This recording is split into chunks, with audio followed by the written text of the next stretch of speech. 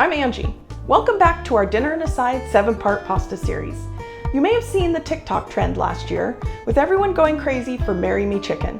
Well, we've turned it into a creamy, flavorful pasta that you're gonna love just as much. Maybe even more.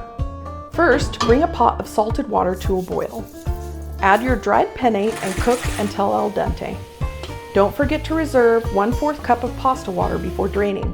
Now heat a large skillet over medium heat and add some olive oil. Once it's hot, add the onion and cook it for about 2 minutes, just until they're softened. Now add the garlic and butter to the skillet.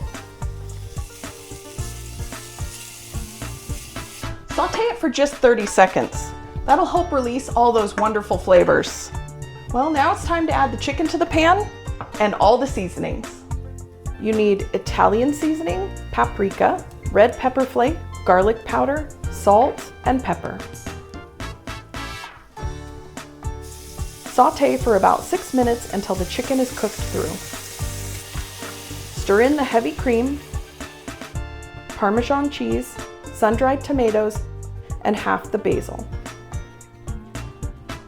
Bring everything to a simmer and let it cook for 3 to 4 minutes.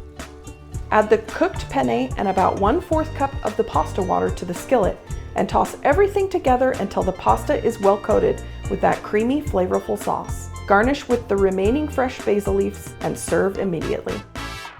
Well, there you have it.